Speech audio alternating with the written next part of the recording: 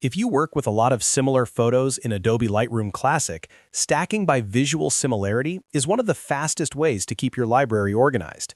In this video, I'll show you exactly how to stack photos by visual similarity in Lightroom Classic using the assisted culling tools, and I'll keep it simple, quick, and beginner-friendly. If this helps you out, please hit like, subscribe, and let's jump right in. First, open Adobe Lightroom Classic and go to the Library module. The feature we need is inside the Assisted Culling panel. If you don't see it right away, make sure you're working in a folder or selection that contains the images you want to group together. This works best when you have bursts, near duplicates, or photos taken in very similar conditions. Once you're in the Library module, look for Assisted Culling and start the analysis on the folder or selection you want Lightroom to review. Lightroom will scan your images and compare them based on visual similarity. This is the part that saves you a huge amount of time, because instead of manually comparing every shot, Lightroom does the grouping for you. After the analysis is ready, the next step is the key one. Turn on Auto Stack. This is what tells Lightroom to automatically group similar-looking photos into stacks. When the stacking options appear, choose Visual Similarity.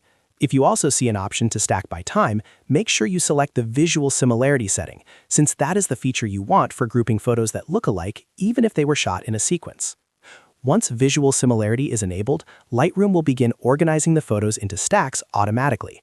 You'll notice stack badges in the grid view, which show how many images are grouped together.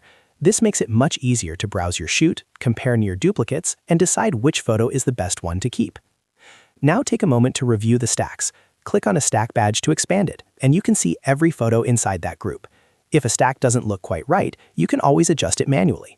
That's one of the biggest benefits of this workflow. Lightroom gets you most of the way there, and you stay in control of the final organization. A simple way to remember the process is this.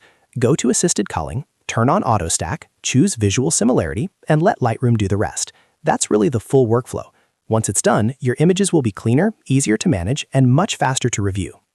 If you're editing large shoots, weddings, events, portraits, or any project with lots of nearly identical images, this feature can seriously improve your speed. It helps you find the best frame faster, reduces clutter, and keeps your catalog much more organized. If this tutorial helped, make sure to like the video, subscribe for more Lightroom Classic tips, and I'll see you in the next one.